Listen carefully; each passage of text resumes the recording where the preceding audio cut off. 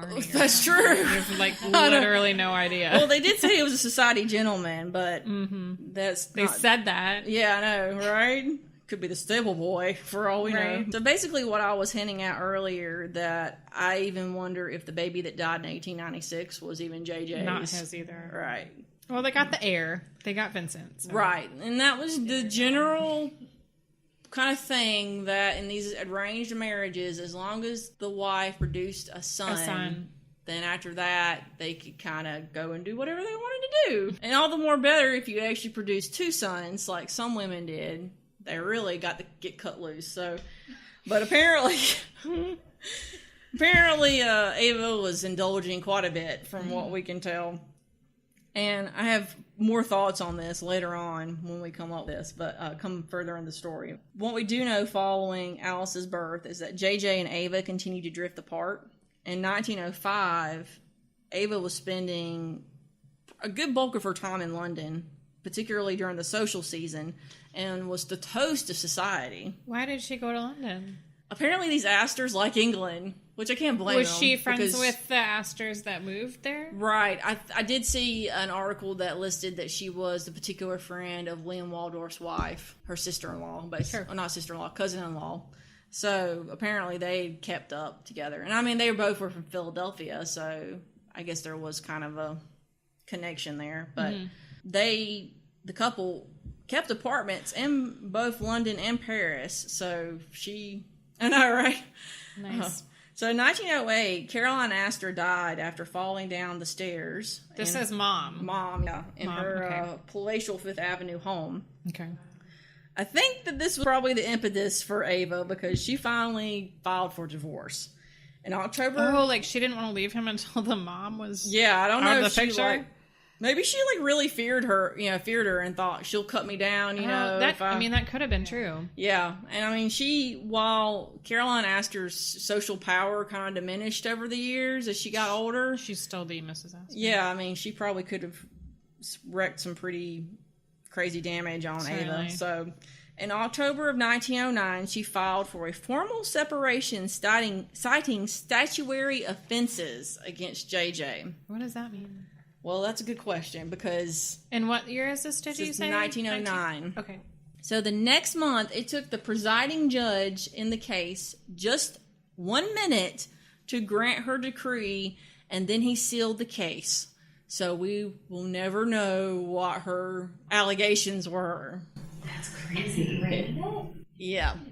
Right. Oh.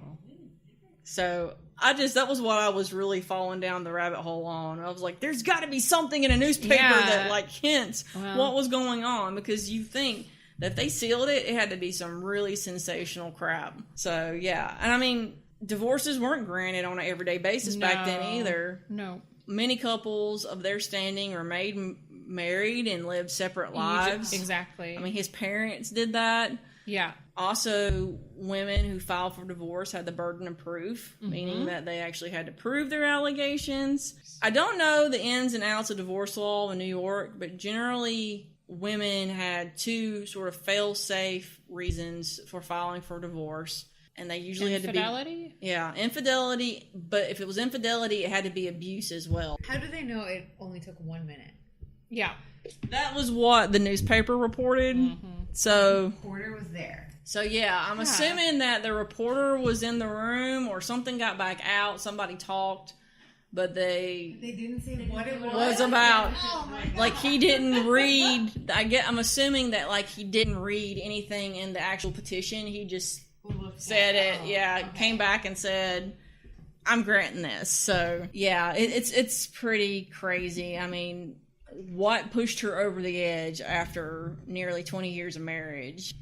So it's too bad there's no statute of limitations on unsealing records after the people have died and so much time has passed, and just because we're curious, tell us, please. I'm sure somebody knows, but they're probably not talking. I'm sure certainly the Astors probably know, but there are some reports that she was just plain grossed out by JJ, which I mean, you can't go to judge and say, so we talked last week that he was more dashing than handsome. So, I mean, was there something going on below the belt that was, So that turned her off, but I mean, which kind of makes me wonder because I mean, they immediately had a baby following their marriage and then nothing possible. Kind of just gonna say that maybe he was gay, but we're getting ready to probably put paid to that theory here in a minute. I kind of think he just, even though he was kind of a mechanical mind, I think he was just a geek and he probably just didn't know what he was doing. I don't know. And so, yeah, but then again, you have to ask, how did she know that he didn't know what he was doing? So, I don't know. He could have just been this horrible person. You see lots of historical dramas where the guys just go at it and don't have any clue. So maybe that was what was going on. There's this really cool website called the New York Social Diary, and they follow New York society today, but they have a lot of cool history posts. Mm-hmm. So they actually did like a 2-part blog post on the whole Astor family saga. Oh. And they said that Ava was kind of known for being a bit of a problem. She apparently talked down to JJ all the time. Now, I imagine that he probably, if he was a mama's boy, he was probably used to kind of domineering women in his life. So I would imagine that that's kind of why he put up with that sort of thing. It also said that her son Vincent said that her favorite way of punishing him was locking him in a closet. And that on one occasion, she forgot about him and went to a party and left him in there. And he was screaming and crying and beating on the door for hours before the butler came and let him out. So and she got the divorce? Right, she got the divorce. So, yeah. So I would imagine, I mean, he was 17 when this was going down. I mean, I guess he could have said that. I don't know. Oh, yeah. And Ava was gorgeous. She's very dramatic looking. Yeah. Wow. They said, I read several articles that said that she went prematurely gray because she's only about 40 when this is going down. And they mentioned that she was coming off the ship. Did he stress her out? She had like iron gray hair, and she doesn't look like she has iron gray hair in that portrait. The newspapers immediately speculated that it was adultery on JJ's part. Yeah. They even stated that the co-respondent was not identified. And I can't remember if we've gone over this in the past, but the co-respondent was basically the person who was the offending party, so to speak. So if it was divorce was based on an affair, it was the person that they were shacked up with, so to speak. So even that was so not sealed. The adulterer, the other the party? Person that was in the other party.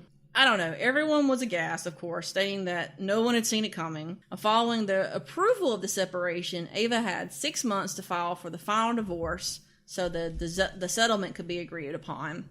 So some reports said that she was to receive $50,000 a year in alimony, and then others say that she was to receive $300,000 a year in alimony. This is like some Mick Jagger divorce stuff. Other reports claimed that there was no alimony and that she was to receive several very valuable real estate properties, stocks, bonds, etc. from the portfolio. That would be public record. How do we not know? They sealed that even. They said that it wasn't supposed to be public as well. Oh. It was more of a speculation type of deal based on what she left when she died. When I say that she was to receive very valuable things, it was to the tune of $10 million. Oh, God. They said at that point that was the truth, and that was the highest divorce settlement in history to that point. Then there's also the children. This was really strange too. Custody was split. JJ got full-time custody of Vincent. Ava got full-time custody of Alice. That's a girl. Which kind of also I feel like puts more credence to the theory that Alice wasn't JJ's because she ended up taking Alice with her. Now, the other caveat of the divorce was... How old were the kids?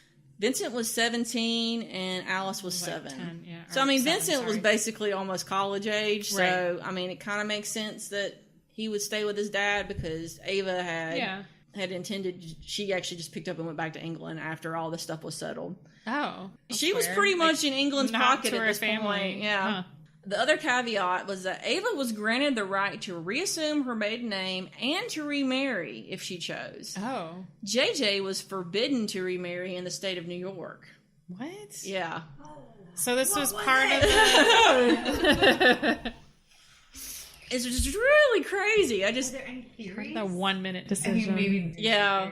I just things about that online, but so I personally think, just from what I've read about his personality, that he honestly cared for her. Mm-hmm. And when she said she wanted out, he basically did what he needed to do to let her out. So that possibly could have meant even owning up to an affair that he wasn't really having, or whatever he needed to do. We'll find out later that he was worth close to $100 million.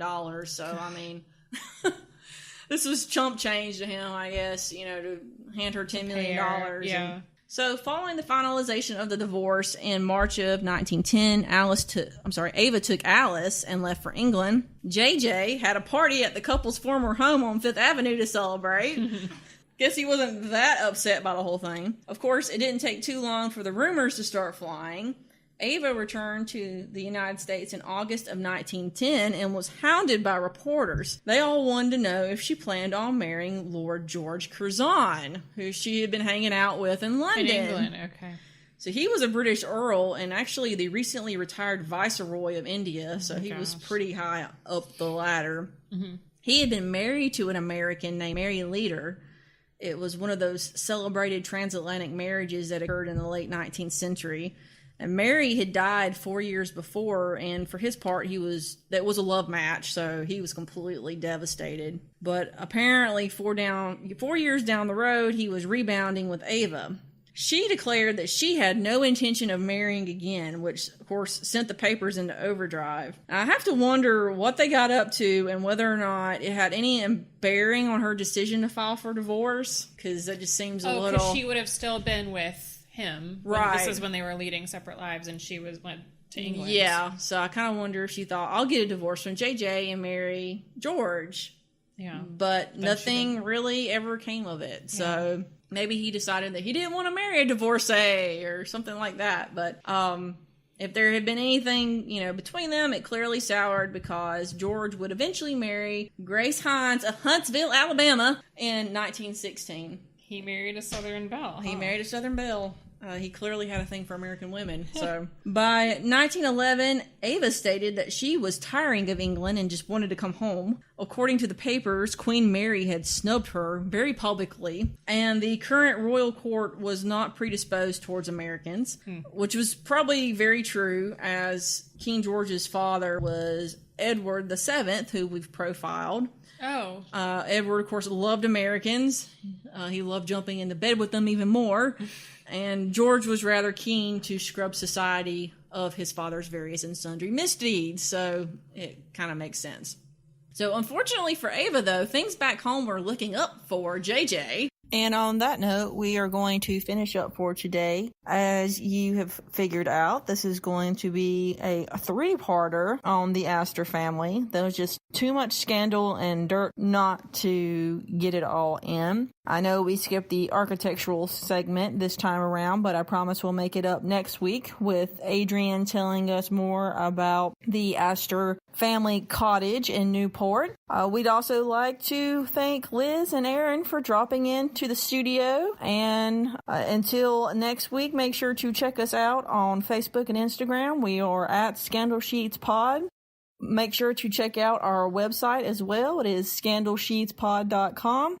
And finally, listen, like, and review us on Apple Podcasts, Stitcher, TuneIn, iHeartRadio, and now on YouTube. So we're getting out there. And until next week, ta-ta for now.